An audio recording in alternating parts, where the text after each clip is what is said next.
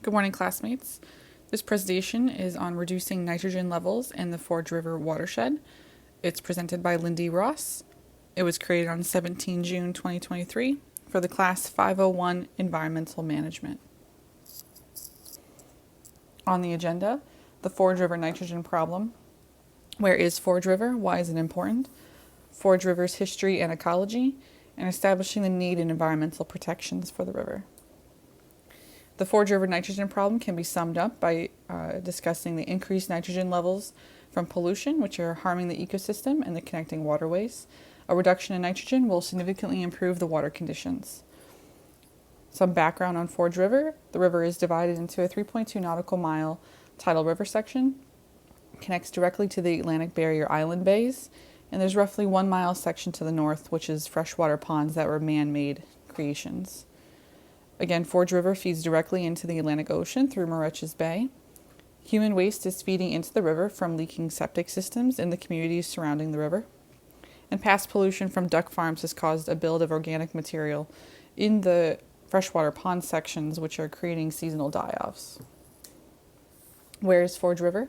Forge River is in New York State. It's in Long Island. If you're not familiar, it's just south of Connecticut in Suffolk County, which is the eastern county of the island. So there on the map, you can see the star is where the river is located, and NYC I highlighted so you can have a reference point to where New York City is. Here's a close-up of what the Forge River looks like with Moriches Bay Inlet. As you can see, the river is pretty large, and it feeds right into Moriches Bay, and then the inlet in the Barrier Island is the direct access to the Atlantic Ocean.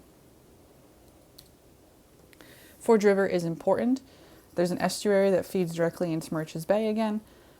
The National Oceanic and Atmospheric Administration has designated Moriches Bay as a regionally significant habitat for fish, shellfish, waterfowl, and other species. There are over 105 special emphasis species designated by NOAA that are covered in this watershed area.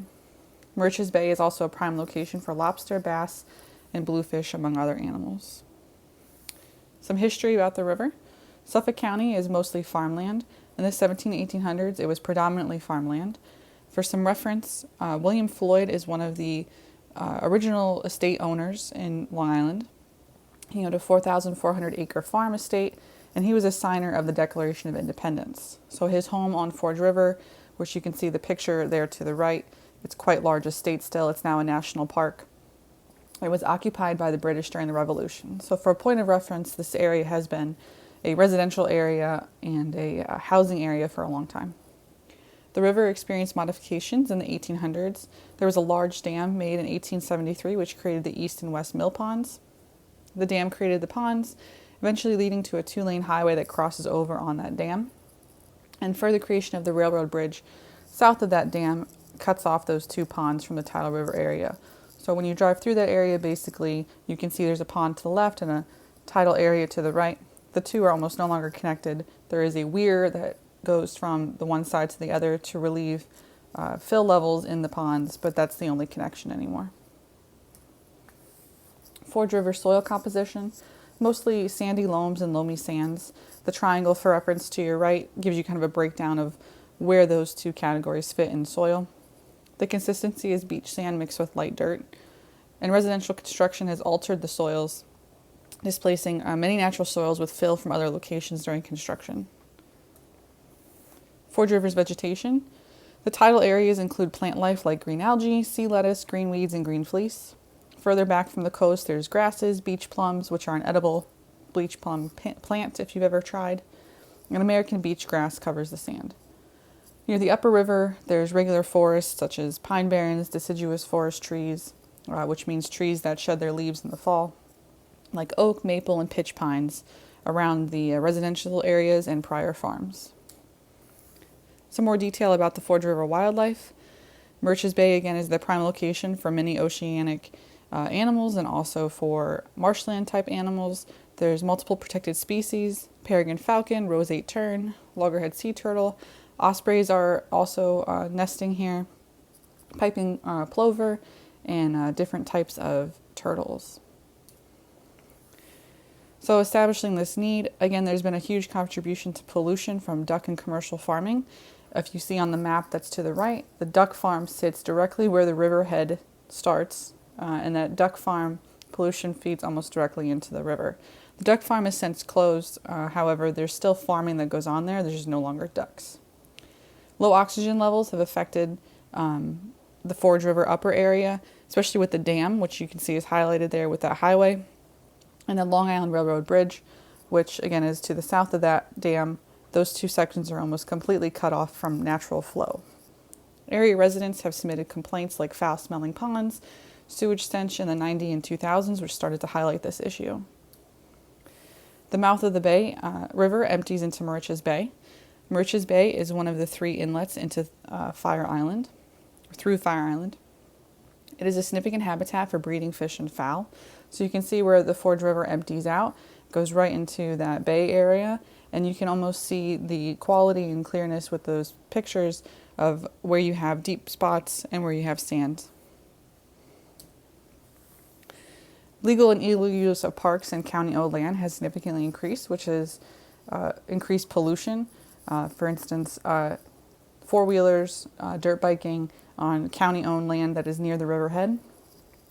High-density residential property with marinas have increased along the creeks feeding the river. So there are multiple high-dollar residential properties that have boat access to the river. And pressure for tourism like fishing and high-cost beachfront homes have also increased the need to establish protections. Here's the timeline for some of the policies that were put into place starting in the late 2000s. The town of Brookhaven, which is the town in the county that manages the Forge River area. They received some grant funds in pollution prevention, and they also did some more open space reserves. And then through the early 2010s, the Watershed Management Plan and Suffolk County Coastal Resiliency Initiative really stepped up and started to enact planning for the area. The Long Island Nitrogen Action Plan is part of the Coastal Resiliency and Water Quality in Nassau and Suffolk Counties plan. The $5 million grant established the Nitrogen Action Plan. It's a large, comprehensive policy, initiatives that reduce nitrogen in the groundwater and prevent further contamination. And they also involved a community plan to reduce personal contribution to nitrogen, such as not washing your car in your driveway, wash your car at a car wash that has the right water separator systems, things like keeping your grass clippings in your yard instead of disposing of them in the street. Again, they look at reduced nitrogen releases through stormwater runoff and sewage leakage for the septic systems, identified 4 major projects to protect the coastal areas, and that 70% of Suffolk County homes' sewage is contained by septic systems. This has created a brown tide that's on the South Bay shorelines that prevents recreational use of the bay. Here are the references used throughout this presentation. That's the end of the presentation. Thank you so much for listening.